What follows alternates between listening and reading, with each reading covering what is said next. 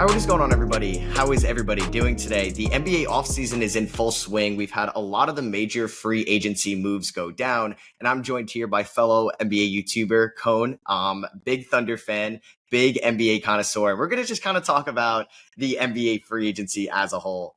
I guess you've been asked this a lot and you've talked about it, and it happened a little bit ago now, but how does it feel to watch your team win an NBA title? Hey, it feels great, man. I'll talk about it as many times as people are going to ask me. It was incredible.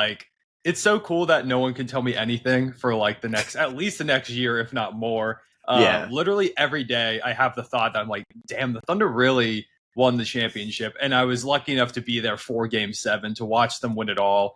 Don't even want to talk about how much the ticket cost me, but I was like, I think they're going to get it done. I had confidence, and to be there and see my team win a championship. Not only that, but I guess to be part of history, seeing the first Game 7 since 2016 in the NBA Finals.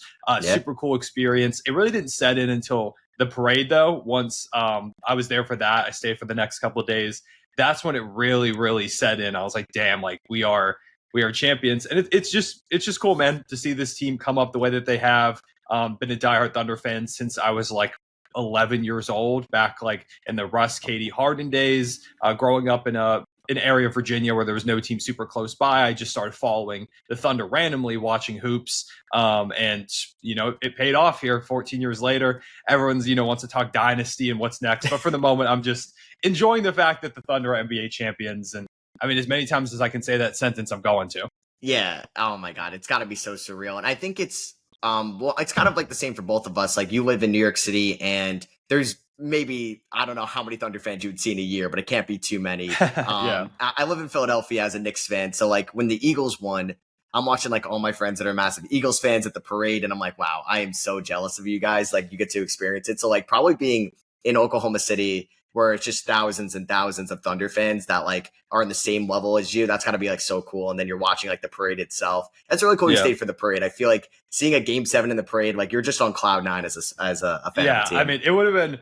I can't even imagine the dark path my life would have taken if the Thunder had lost that Game 7. And obviously not there for there's no parade at that point. But yeah, thankfully we don't even have to consider that. We don't have to consider the slander that I would have received and the Thunder would have received if they lost, because they're NBA champions. And, people like to talk about, oh, they're so young, they can get it done even if they lose this time. But I've been there before, with KD, Russ, Harden making it there. I know there's no guarantees in the NBA. So I figured we were going to get it done. We did get it done.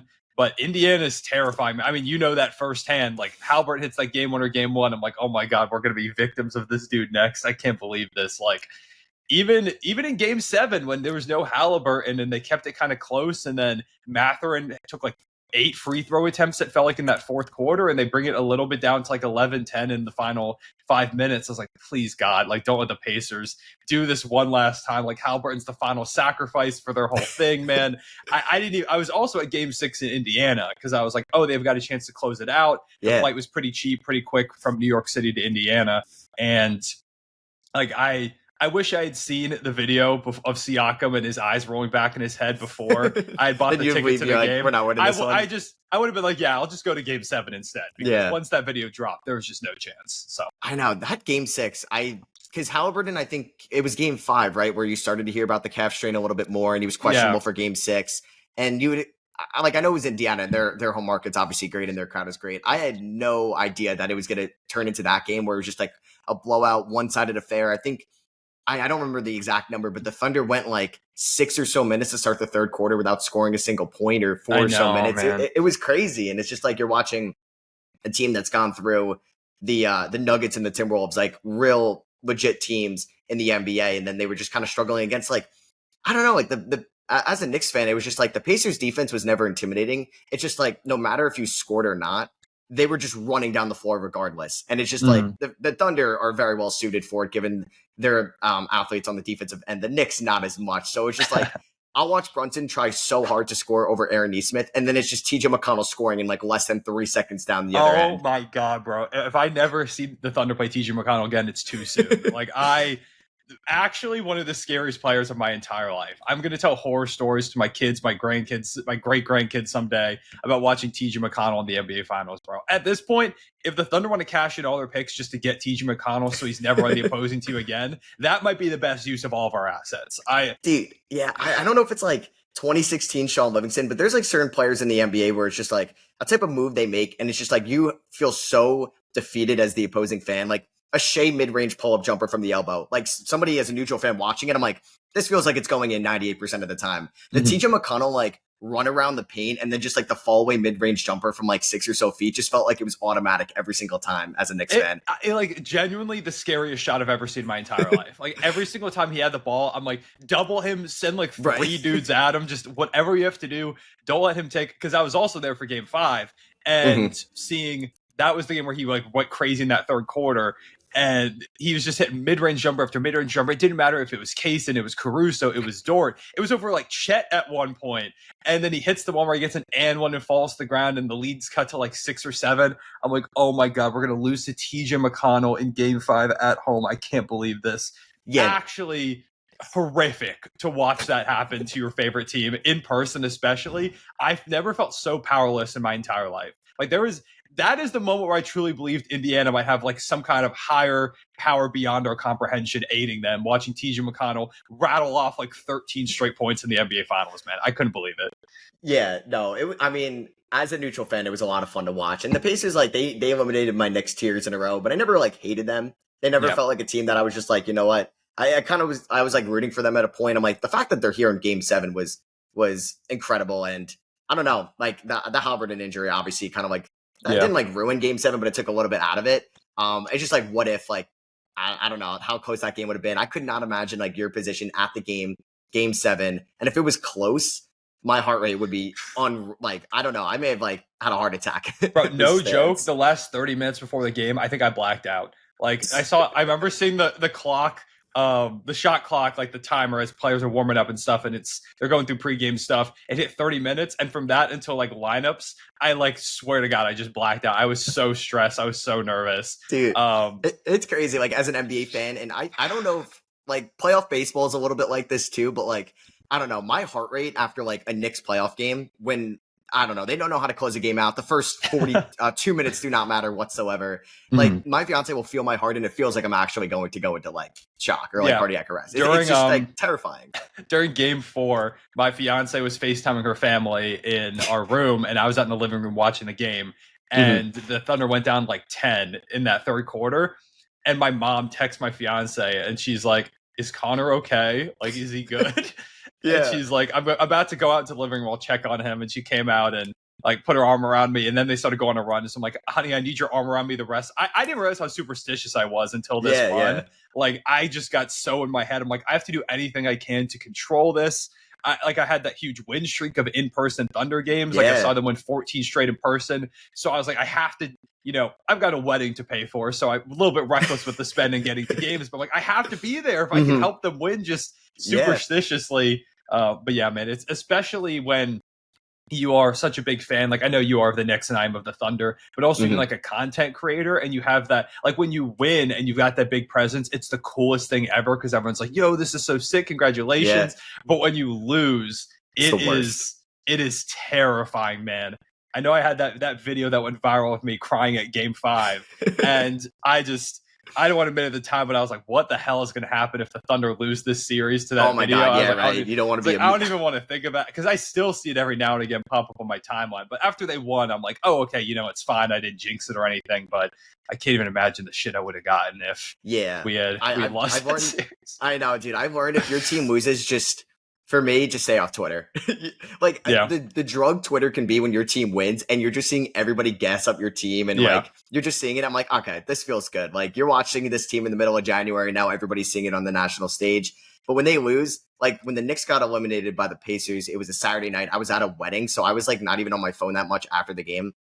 And I'm like, this is the best thing ever. Like just like out of sight, out of mind. Like it sucks. I'm defeated. But watching everybody like talk about your team and as NBA fans too, and like I guess maybe more so on mine. It's just like, all right, they lose in the playoffs.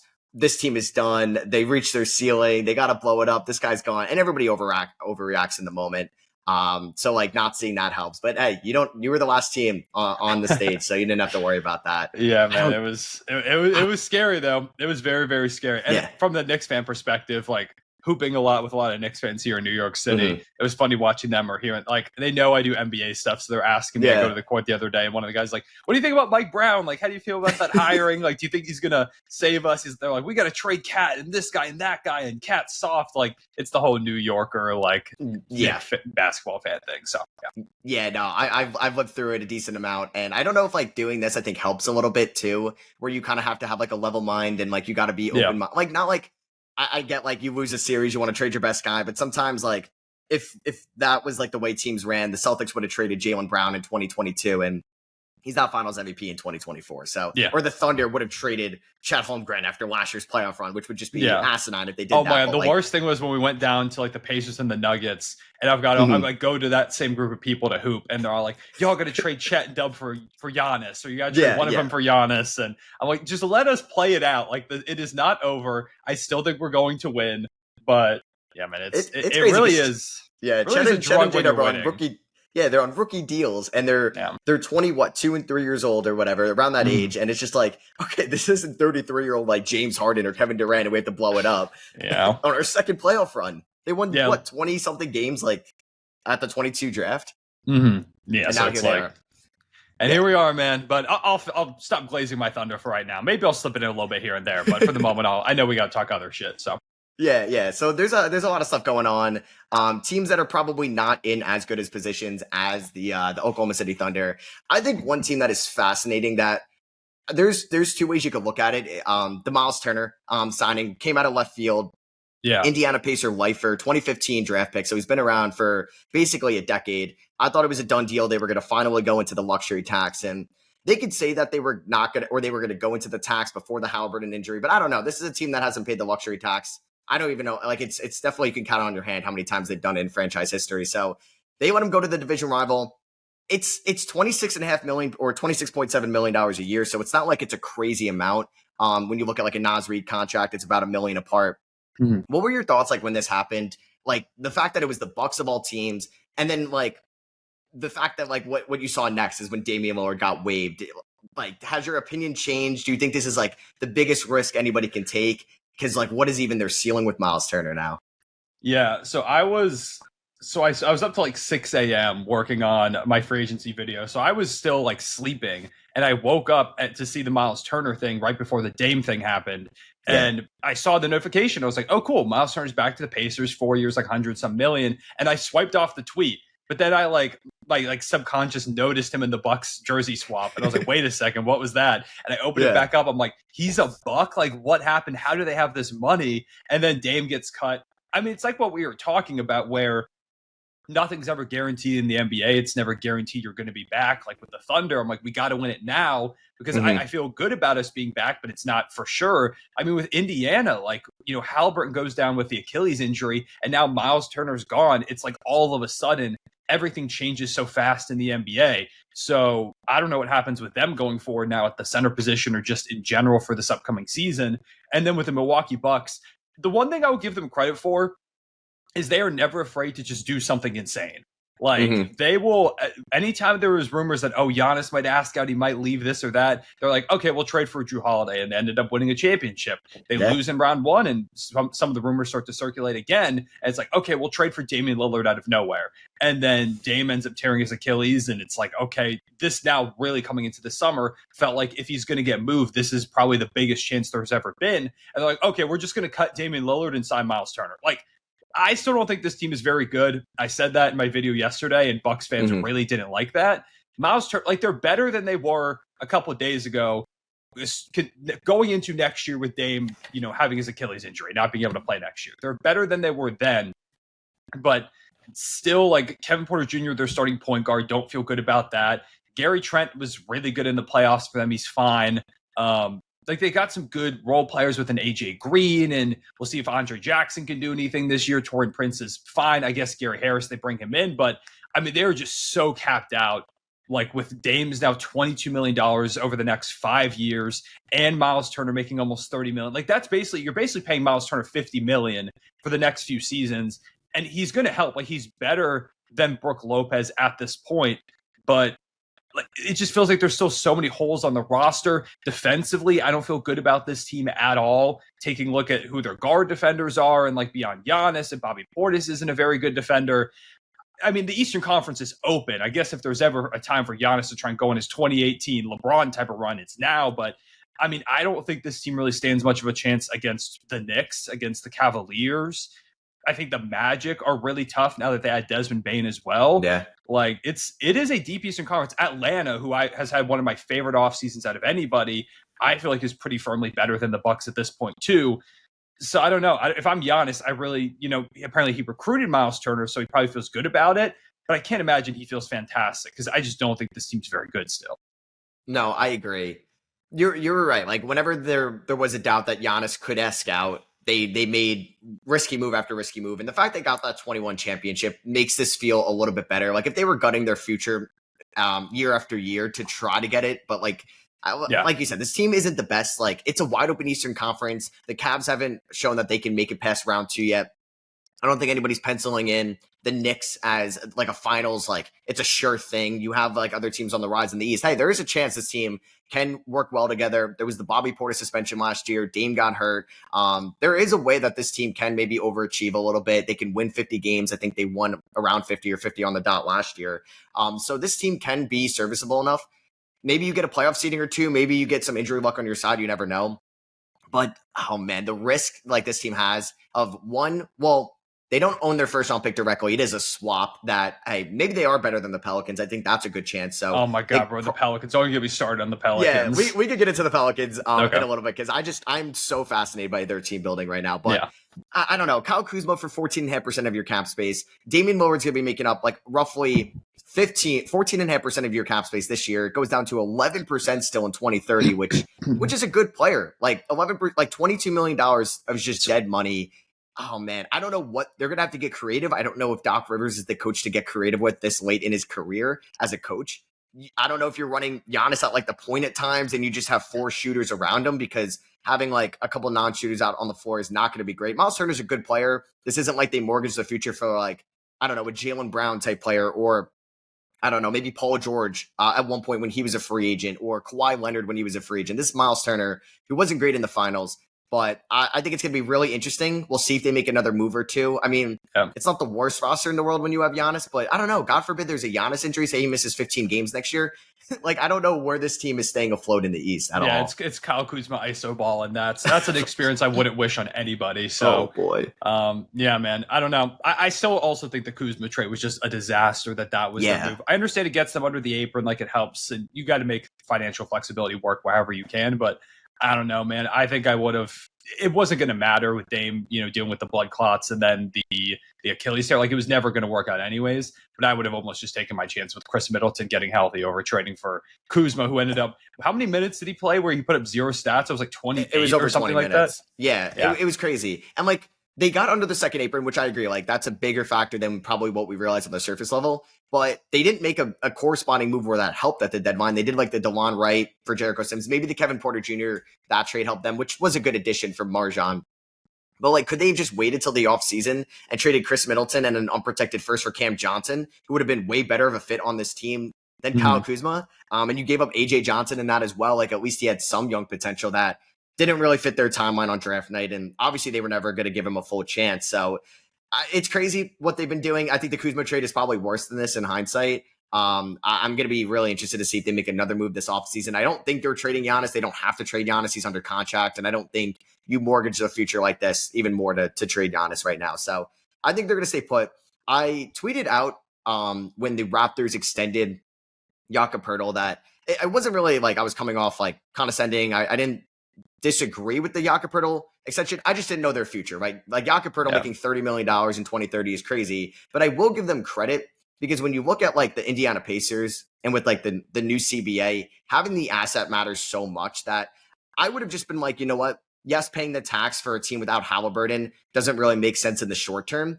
But if you were really handicapped financially, with the owners maybe cheaping out a little bit to not pay that tax, you could have just traded Myles Turner at the deadline. He would have still had a robust market. We see guys like Luke Kornet get $11 million a year. Somebody would have traded real assets for Myles Turner, which I think losing Myles Turner for 0 assets is kind of bad team building, which it stinks that the owners kind of had to come in and hamstring them a little bit.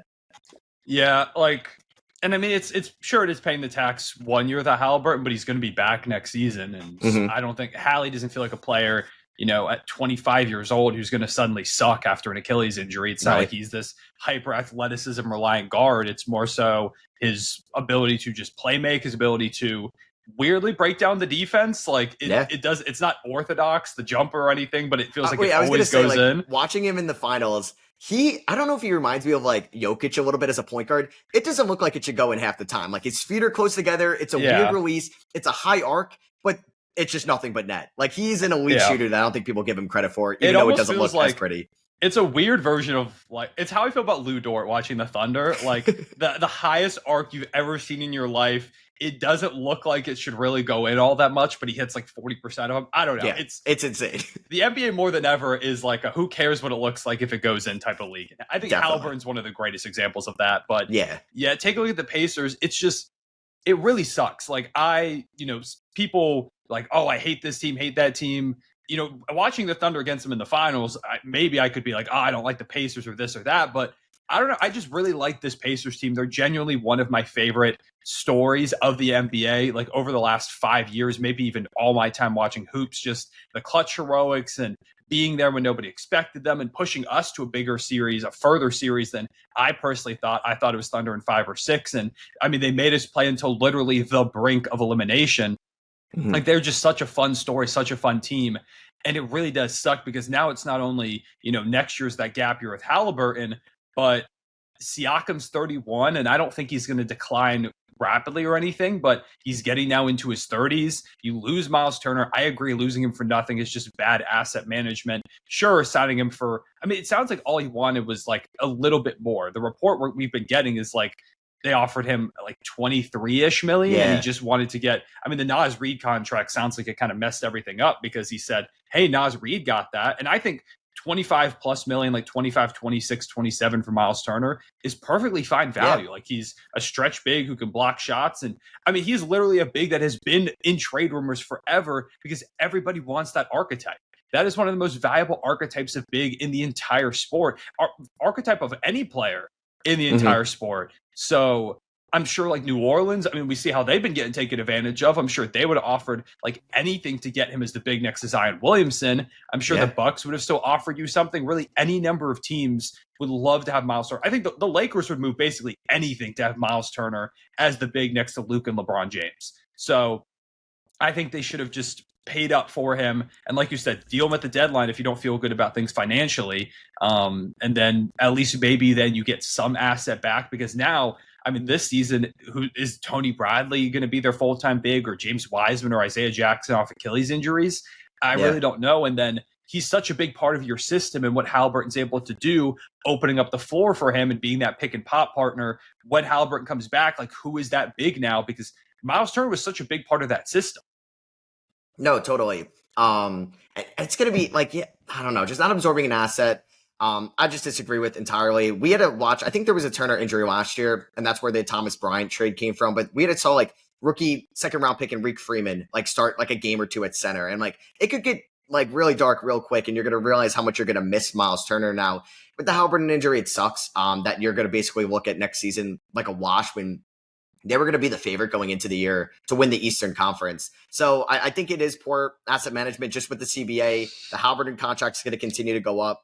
I would have preferred, it's not my money. Like, I know the ownership is going to like obviously have final say, but it's going to be tough not to like think about trading, I don't know, maybe TJ McConnell at a high or Obi Toppin, keeping Myles Turner. If you're really worrying about financials that much, and then you can always move Myles Turner if it came down to it. I just think this team's going to look kind of interesting in a year or two. That Nembhard contract's going up. McConnell's not getting any younger. Matherin's got to get paid in the year.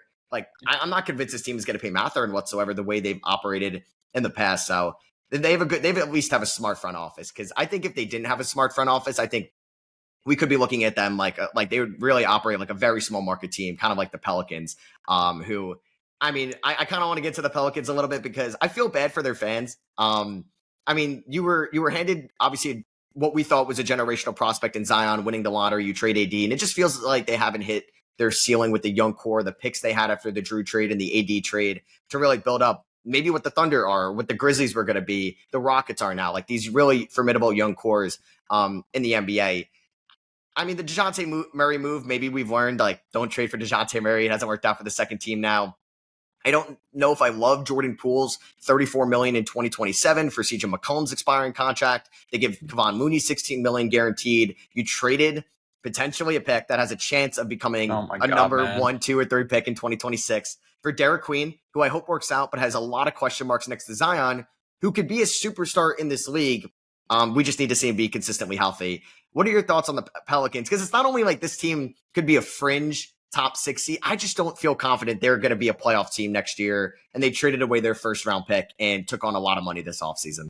Like, I don't feel confident at all they're a play-in team. I mean, you think about the health of this squad, like DeJounte is not going to play maybe at all next season. He might be able to come back, but it feels like even if he does, I don't love the fit there. I hated the DeJounte Murray trade when it happened. I've now hated back-to-back DeJounte Murray trades. Yep. I've just never been the biggest fan of him as a player, and I feel like people kind of look back to that one season he had where he was all defense and he was like really, really good for the Spurs, but I don't know. I never loved the fit of him and Trey as that backcourt. I didn't understand them bringing him in. It just felt like the Pelicans for a while now have been playing 2K where they're like, oh, let's just get the highest overalls and figure out how to make it work with no regard for how the team fits. Like, I like Jeremiah Fears as a prospect, but I don't know how I feel about him specifically here in New Orleans. Same thing with Derek Queen. I think he's super interesting, but I mean, is he really the big you want next to Zion Williamson? Like, I take a look at this team. I can't imagine they're very good defensively. Herb Jones is a great defender, an all-world type of defender. Trey Murphy's got some good length there, but like Jordan Poole's not a defender. Zion's not really a defender. Yves Missi, has some athleticism, a shot blocker in that regard, but he's not this all-world game-breaking type of defensive big, which it feels like you need with this roster. I mean, I guess we'll see what Sadiq Bey looks like off a year of an Achilles injury, or ACL is one of the two. I don't know, man. It just feels like they're just this weird conglomeration of talent that doesn't really make sense to me. I don't know why they signed Kevon Looney. I cannot understand that one. That was one of the more like what is happening type of moves. And I don't know if you saw today, the story that was written. I can't remember who the reporter is, at Fear the Brown on Twitter. Like he put out here, I'll shoot it over to you on Twitter in your DMs so you can flash it up there. But he he works, I think, covering the Pelicans, I believe, but wrote this story specifically about the draft night trade and how like shocked all these people were that were hitting him up. But basically, here's the quote here. Hawks could not believe their good fortune. Pelicans got a ton of backlash, and that they were literally like, they couldn't believe what was being offered. They have to keep asking for clarification to confirm that the pick they're getting from New Orleans is unprotected because they just couldn't believe it. And they were like, okay, well, Joe Dumars has to like make, the final say so. And they were so terrified that he was going to say, oh, actually, no, we're not going to do that. Like, they genuinely could not believe what they were hearing is what it sounds like, because it makes sense. It's a Pelicans team that was just towards the bottom of the Western Conference, got rid of Brandon Ingram now, who was a really good player, and are going into next season with who knows what Zion is going to look like, how often he's going to be on the court. Even if he is, I think the rest of the roster is just not very good in a loaded Western Conference. Like, that pick could so easily be top 5. Or if it's not your pick, it's a swap with the Bucks, who we just talked about not being that good. I just cannot believe that they traded that pick. Yeah. No, me neither. And like, I feel bad when teams get dunked on this much because everybody calls them draft losers, and everyone's got to get like obviously their takes out after the draft. And we're going to question these moves for sure on the hypothetical that it could be a top pick. It's just they don't have the track record in their front office. It's a new one in Joe Dumars, who it's been like 20 years since he's made good decisions in a front office, maybe more than that, 25 years in the early 2000s with the Pistons. Your star player can't stay healthy, and hey, it's not the Pelicans' fault. It's been terrible injury luck for Zion, and I hope he gets stay healthy because he's one of the more exciting players when he's out there. And there's a lot of guys I like on this team. Like, I love Trey Murphy. I think it's a fantastic contract. I love Herb Jones in 2024, and I know 2025 was banged up. Like, there's so much talent on this roster, but I just don't feel like, one, the continuity has been there because guys have been injured all the time. 2, there's been some really short-sighted trades to DeJounte Murray, maybe Jordan Poole, that it's just like you're kind of questioning the fit. And you traded Brandon Ingram a year too late.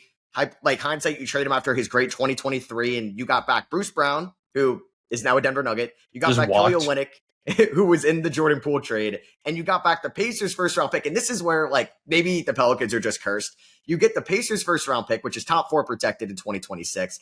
And then before the finals are over, I don't know if the trade would have still been there, but like, I don't know. Could you have just waited a couple days? I think the trade happened before game 6, and they give the Pacers their first round pick back. Halliburton gets hurt, and then Myles Turner leaves. And now the Pacers could be the 13th pick in the draft. And that would have been another great asset for you to build up going forward. And it's just like, I mean, that's just, I think, a little bit unlucky. And there's a butterfly effect there. But you never know. You just don't. And I don't know, man. I just really wonder where this team's ceiling is in the West. And I just don't know if we're heading to a point where Zion just, if he could stay healthy for the first half of the year or most of it, builds up that trade value again, showcase that he could be a dominant force in this league. He gets traded.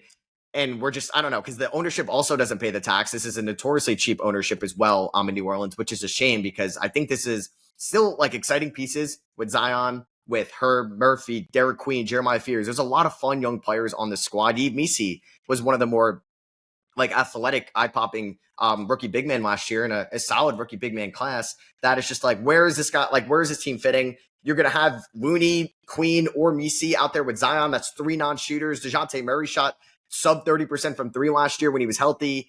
You're going to ask Jordan Poole to take 8-9 threes a night.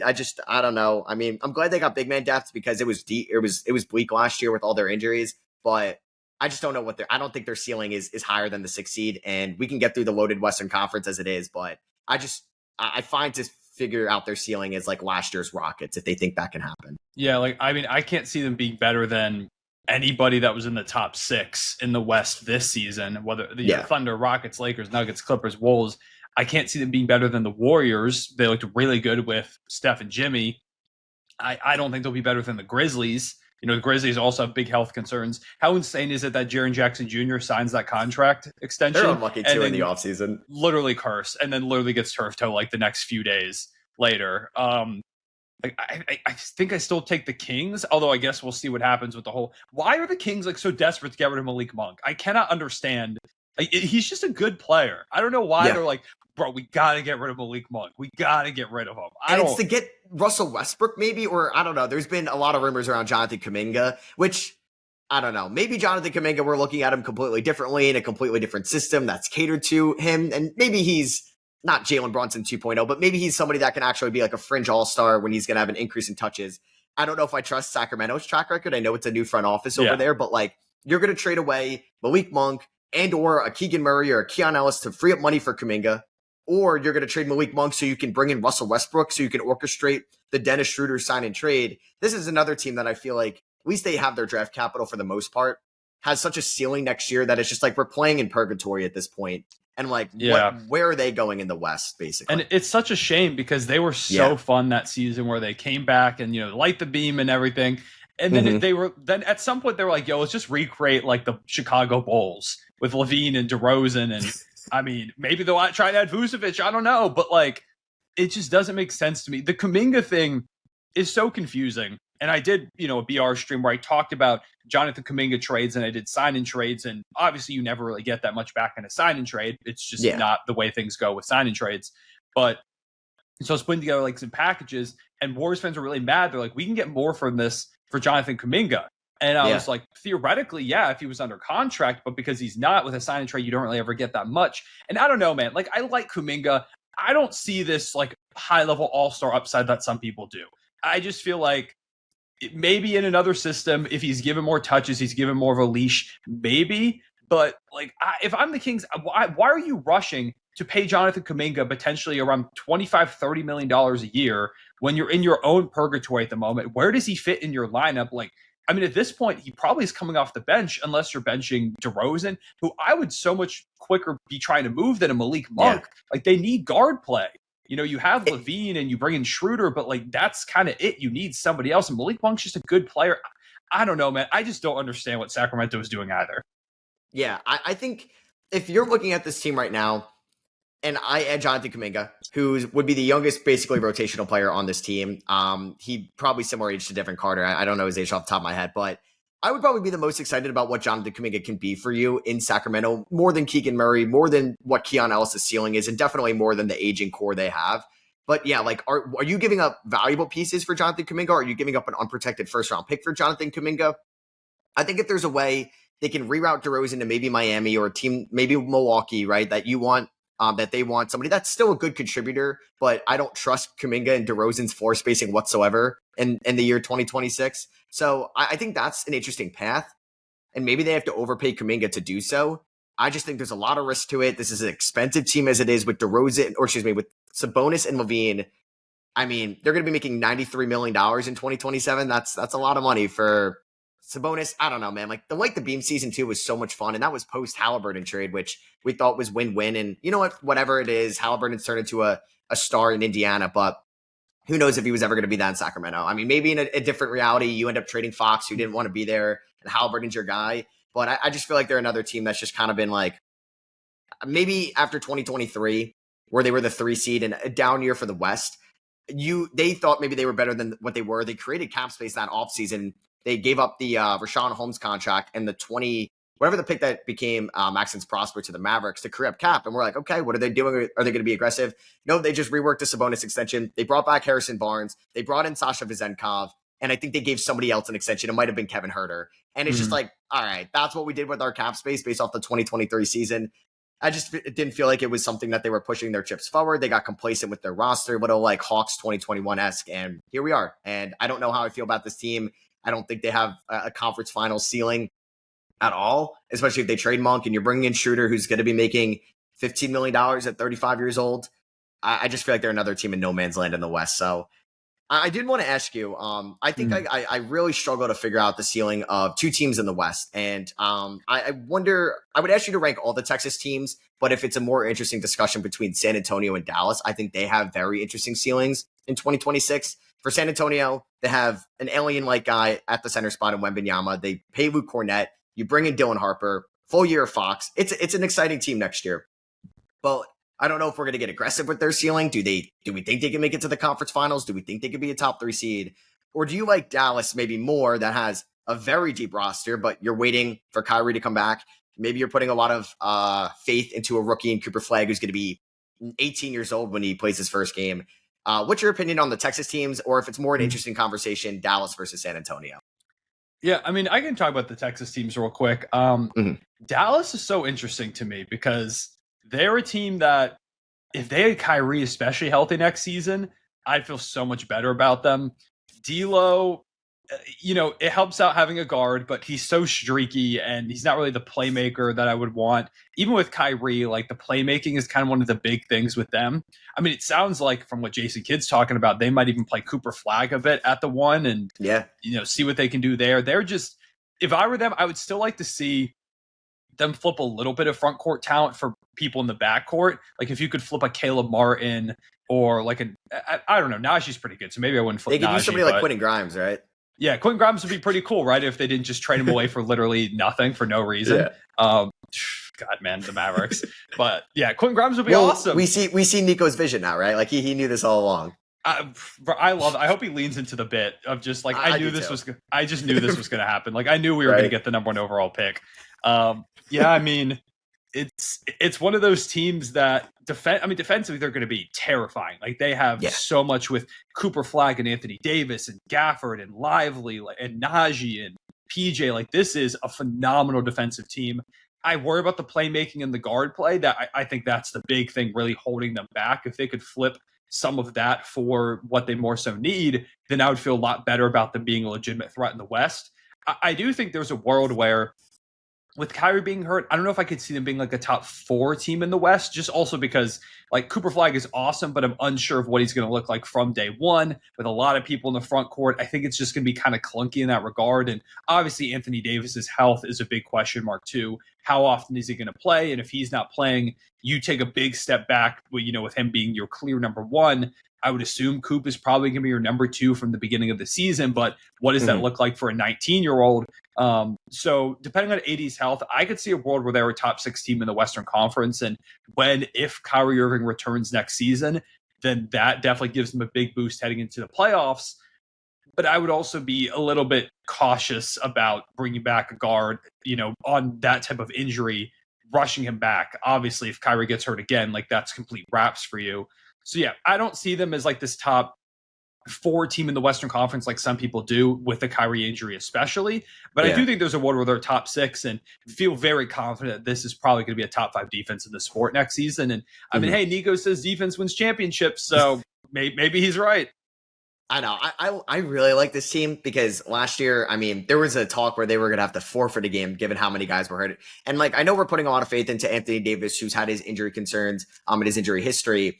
But if Kyrie can be, I mean, ACL different than Achilles, but we see guys that recover from ACL tears all the time, that it does take a little bit of time for them to kind of fully get back acclimated to what they've been in the past. And Kyrie's getting older. He's a little bit of a smaller guard as well. I mean, I'm very high on Cooper Flag, but I think the depth is really good, and that's going to matter in the playoffs. Can you get a little bit of progression out of a Jaden Hardy or a Max Christie next year? But you just kind of run through this rotation. It's really good. Yeah, maybe they do need another trade or two, but this defense is going to be a lot of fun to watch. I'm starting to map out like my way too early rankings next year, and I think like right now I'm having trouble how I would order the Texas teams. I think I got to give the benefit of the doubt to the Rockets, 2 seed. You basically trade Jalen Green, right, for Kevin Durant. And they added on the margins in free agency as well. San Antonio, I think like another fascinating team here that is just like, how much are we going to buy into their 2026 roster with them adding Carter Bryant and Dylan Harper, them adding Luke Cornett. They do have money for another move as well because they have a bunch of roster spots open as it is. So do you think this team can also be a top 6 seed in the West? Do you think, like, if you had a bet, like, would they be better than Dallas next year? I think...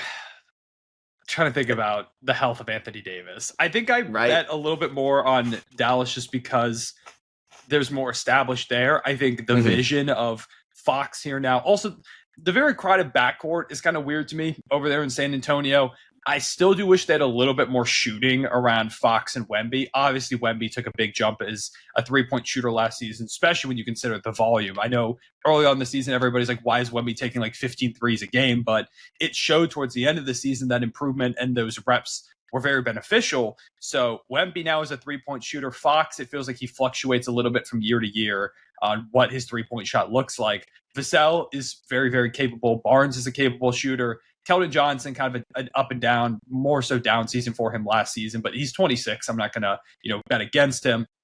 Like, Castle's not really a shooter. Luke Cornett's obviously. I mean, at one point, that was like his whole thing is he's like, hey, I'm a stretch big that wasn't really that great at it. And now he's like, the purveyor of the Cornett contest, and he got a bag. Shout to him. Stephon Castle, not really shooting like that. Jeremy Sohan. I'd like to see them add a little bit more shooting with some of these last moves if they could. But just in general, I mean, if you want to think about a team that could jump, because it feels like in the West, there always is some type of jump team. I don't think San Antonio is a bad bet to take a leap. I mean, you think about where Wemby's at, where he was last season, where it felt like he was kind of in all NBA first team discussions when he went down with the blood clots for the season. Runaway Depoy favorite, was giving you like 20 points per game. He was the lead guy on the team, knocking down threes the way that he did, blocking a million shots. Rebounding, of course, when you're that size, you're of course going to get a million rebounds. Like, the fact that he was already in that conversation in year 2, I can only imagine where he's going to get in year 3, another year to work in the offseason. Apparently he's a monk now too, so maybe that's going to be a huge booster in the season. I don't really know. It's a really fun team, though. I like what they're doing, and I do think that San Antonio should still stay aggressive if a star becomes available. I know we talked about this a little bit on the Bleach Report stream, but if a star becomes available, if I'm San Antonio, I'm getting extremely aggressive with Wemby on his rookie contract right now and trying to bring in anybody that I can. I don't know if Giannis is going to become available. I don't know if anybody of that caliber is going to become available this offseason. But if someone does, then I think they should take that swing. And if they add like one more type of guy, then I really feel like this could be the jump team in the West next season. Yeah, I totally agree. I'm excited to see Fox and Wemby for a full year together. We saw the Fox trade happen with kind of like an agreement, like an under the table agreement that they're going to get an extension done in the offseason. I wonder if maybe the terms of that deal have changed in San Antonio's mind, maybe like a year or two off on the deal because they got Dylan Harper, and you're going to have somebody that we think, or at least I think, could be an all-star caliber point guard one day that, a couple other drafts, definitely in 2024, probably even like 2022, would have been the number 1 overall pick. But he was just in the same class as Cooper Flag. So you have somebody that can legitimately be a top point guard in the league. Does that affect you paying Fox 30+% of your team's total cap space? Or do you maybe do a 2-year extension with Fox, and you're like, okay, we're going to have you on the same timeline with Harper's rookie deal, but we don't want that to kind of overlap with each other. So I agree that like you have Wemby making 13.3 this year, 16.8 next year on the last year of the number one pick deal. Make it a win now move. I kind of like the idea of Kevin Durant. I don't know if they would have, I guess like the terms of that deal, it would have had to be like Vassell and 14, something like that, given that they gave up Brooks, Green, and 10. And I think it makes a little bit more sense for Houston, given they have some better veterans and they were a 2 seed last year and they're young guys that progress. Like we still have, I think, a lot of room for Jeremy Shohan to grow. Can Vassell be consistent enough that they believe he can be? And I'm not like, I don't know. I do think we overrated Stephon Castle's rookie season a little bit. I think he's a fantastic defender. I think he kind of played off as like a junior or senior at UConn in 24, and he was great last year. I don't want to like undersell what he was doing, but he was very inefficient at times. He was not a good 3-point shooter. How does he fit on this team if Fox is shooting sub 30% from three? If Harper maybe isn't a guy that can be efficient right away. So I think there's a lot of trial and error that needs to come through this year, and I think they have a little bit more variance as well. I think I would go Dallas ahead of San Antonio by the end of the season. Yeah, I agree. If I had to guess, but I'm taking San Antonio's future almost over anybody else's, maybe outside of like a few teams, including your Thunder, just because they have Victor Wembanyama. So yeah, I think like next year I'd probably go like Houston, Dallas, San Antonio if I had to rank the Texas teams, but all of them can make the playoffs. So I guess like lastly we could talk about maybe like what's the team that you really like their offseason or you're really intrigued about in 2026 that we haven't really talked about so far? Probably Atlanta. Like I really like what the Hawks have done this summer. I was already kind of liking a little bit of their vision last season. I like Jalen Johnson a lot. I feel like Trey is still underrated. I think he's really, really good. One of the better playmaking guards in the entire sport. And I like them adding Porzingis. Obviously, the Porzingis health thing is a major concern. He had that mystery illness for the back half of the season that kind of derailed his year. But if he's back and somewhat available on the court, he's an awesome pickup. We really haven't seen Trae Young with a pick and pop big like that who can block shots the way that Porzingis can. Jalen Johnson, awesome downhill attacker, one of the best transition players in the league, really solid defender too. And Yeka Kongwu, it's a shame for him because Clint Capela's gone. He still can't seem to find a way to start, but Porzingis is going to miss time, so he will get some of those games, and I'm sure the Hawks will rest him in general. Risa Shea, I felt like had a super underrated rookie season. Like over the back half of the year, he was shooting very close to 40% from three on a decent number of attempts, giving them like around 15 points per game. Decent defense, and he's got great length. He can improve in that regard. I love Nickeil Alexander-Walker for them too. I think that's an awesome signing. Another guy who can defend, who can handle the ball a little bit, who can shoot the outside shot. Dyson Daniels, obviously amazing season for him, winning MIP. Mo Gay was pretty solid for them too in the back half of the season. Like this is a really fun roster. Luke Kennard is another shooter. I feel like they're just trying to put as many lengthy defensive pieces that can also play a little bit in the offensive end around Trae Young. They know he's not a great defender, but they're like, hey, it almost feels like they're trying to follow the Indiana model a little bit, where they have this point guard. Obviously, Halliburton with his size is a little bit more capable as a defender than Trae, but they take this not great defensive guard who can play make the hell out of the ball and is a pretty solid scorer. They're more efficiency from Tyrese Halliburton than Trae Young, who's been pretty up and down, but just in general, Trae has those big scoring explosions. But a score, playmaking, not great defensive point guard, surround him with a lot of length, a lot of defense, guys that can put the ball on the deck, like Jalen Johnson can kind of be your Siakam type of role. You get him a stretch big now in Porzingis. I'm not saying they're going to be in the finals like the Pacers were this past season, but I think this is a very capable Eastern Conference Finals team. If they get the right path, if they get the right mix of health too, because again, we don't know about Porzingis, if they get some improvement from some of their young guys. But it feels like they've just done such a good job after, they go for the DeJounte Murray trade, strike out in a big way. The Pelicans then come in and save them, giving them Dyson Daniels and bailing them out of that. Another Pelicans thing we could talk about, which we kind of did. But honestly, I could talk about the Pelicans blunders for a million years. But they bring in Dyson Daniels, a really good defender in the backcourt. Like they've made very smart moves, it feels like, consistently since they made the mistake of the DeJounte Murray trade. And I mean, in this wide open East right now, I don't think there's any reason why they can't be an Eastern Conference Finals team. Yeah, I really was intrigued about their future mid part of the year, and I was excited about it going forward since they were going to have 2 first-round picks. I was kind of shocked when they fired Landry Fields, but it does feel like Ati Salah has done a great job so far. If Kristaps doesn't work out, it's a disaster. It's a 1-year deal. It's not like they're handicapping them in the future for him. I think the biggest, like, this is a great team. I agree with all your points. Basically, you're building out an elite switchable defense around Trae Young, and that's exactly what you should do. I think their ceiling goes as far as Jalen Johnson could take them as a number 2, because we all thought he could have won Most Improved a couple years ago. He was a favorite to win last year. He played around 30 games, and then he had the season-ending injury. I struggle to figure out, like, if it's not Jalen Johnson, who else can you delegate to? I think Dyson had a little bit of initiating at times last year. I don't think Reese Shea is going to be there just yet. I think times Knock can struggle as a lead ball handler. Kennard maybe in a pinch, but not late in games. So I think, like, Jalen Johnson, for what he could be defensively and what he could be offensively as well. Because if he could take that leap that we expect, or that we think he can at 24 years old, under a great contract they signed him to last offseason, I think they can definitely make it to the conference finals. And I'm excited, because this is definitely the best team Trae has had maybe in his career. I would say this is better than the 21 squad. I mean, the East was a lot weaker then, even though we think it's weak now. It used to be a lot worse. Like, a team led by Julius Randle and Derrick Rose were the 4 seed in the Eastern Conference with the Knicks. So, man, what a season for y'all. What a season, man. Dude, the 2021 season was crazy. And that was like when COVID, were you living in New York City then? No, I was still in school at that point. I was going to UVA. So I was. Oh, okay. Yeah, I was chilling in my UVA apartment watching Julius Randle cook. I was like, hell yeah. Dude, that season was like when COVID started to become more relaxed, and like they allowed fans in games again. And I went to game 1. They lost. That was like the Trae Young. I think he hit the float over Neil Aquina. The crowd. That was still the best Knicks game I've ever been to. I've been to 2 Knicks playoff games, and I didn't get to go to one this year. I went to that game. They lost, but it was a great game. And then I went to the Tyrese Maxey game 5 game, where I don't know if you remember, the Knicks were up by like 6 with 30 seconds left. Yeah. Maxey hits a 3 or 4-point play, and then a 3 to win it. And then they won it in overtime. So I've had some bad luck with Knicks playoff games, kind of the opposite of you.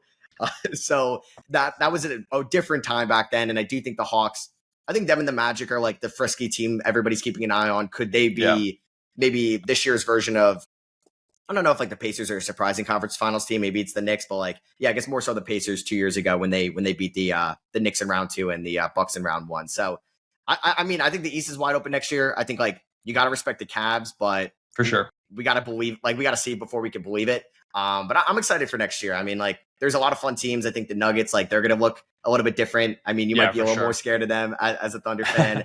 The Western Conference is just going to be a bloodbath, and we'll see. We'll see what Golden State does. We'll see what the Lakers do. I guess any final thoughts about this upcoming season, the offseason, anything you're looking forward to? Yeah, man, it's going to be fun. I mean, like you said, in the West, I think the Nuggets got better. I think adding Cam Johnson over Michael Porter Jr. is an improvement. Tim Hardaway Jr. gives them a little bit more shooting. I still do worry about them defensively. I'm not a big Jonas Valanciunas guy. I feel like he's very slow-footed big. I would have them rather get like someone a little bit more athletic, but maybe Deron Holmes coming off that injury is that guy for them. I'm excited to see what he can do, but yeah, I mean, I still do think we're the favorites in the West. I think we're the best team, but the Denver Nuggets and the Rockets, I would say, are kind of in now that second tier for me. Kevin Durant, Dorian Finney-Smith, adding to that already really good group. You know, you get more improvement from Amin Thompson, Alperen Şengün, a very young squad. I think the Rockets are in such a great position. And then there's like this big tier of teams below that. It's just like, you know, does Minnesota, after the back half of the season they had, do they put together for a full year? And Golden State with Steph Curry and Jimmy Butler, what do they look like for a full season? The Clippers were able to stay, I mean, no, because Kawhi missed the first half of the year. So I was going to say relatively healthy down the back half of the year and into the playoffs. But just in general, if they can get more health, what could they potentially do? I don't know. It's a very fun Western Conference. Portland is apparently going for it a little bit. San Antonio is going to take a jump. The Pelicans think they can do something, but I don't think they can. Yeah, man, just a lot going on out West. I still think the Thunder are going to win it. I think we're going to repeat, but obviously every fan of every championship team is going to say that. Of course, I'm going to say that. But I'm excited, man. It's going to be a really, really fun season. And especially in that Eastern Conference. I made a whole YouTube video about that a few days ago where I was literally just rambling about like, what the hell is the Eastern Conference going to be next season? Because I do think the Knicks can win it. I think the Cavs, if I had to pick today, are probably my favorites. But obviously nothing guaranteed with them. The Pistons, weird offseason for them, especially with now the Malik Beasley stuff happening out of nowhere. And he owes like $30,000 to a dentist. I don't know what that's all about. But like they, you know, could they be a little bit better with Jaden Ivey coming back? And Orlando's fun, and that the Hawks. And yeah, man, it's going to be a really fun season. Like looking forward to everything. And now the LeBron stuff, like we didn't even talk about the LeBron stuff and the Lakers. Like, I mean, how many games before JJ Redick's trying to kill DeAndre Ayton because he didn't put effort in the millionth time? I don't know, man. It's going to be fun. It's going to be fun.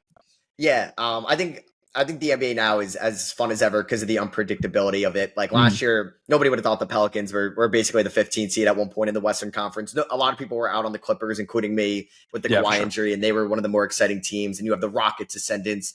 You have the Cavs' dominance in the regular season. So we're going to all like spend months and off seasons like preparation to predict the season. And it's going to be thrown out the window in December when there's injuries or there's guys ascending that we didn't expect. And it's going to be a lot of fun. So yeah, no, thanks for coming on. This was a lot of fun to do. Man, all of Cohen's links will be in the description on the audio side and the YouTube side. And we'll catch you guys later. Appreciate it.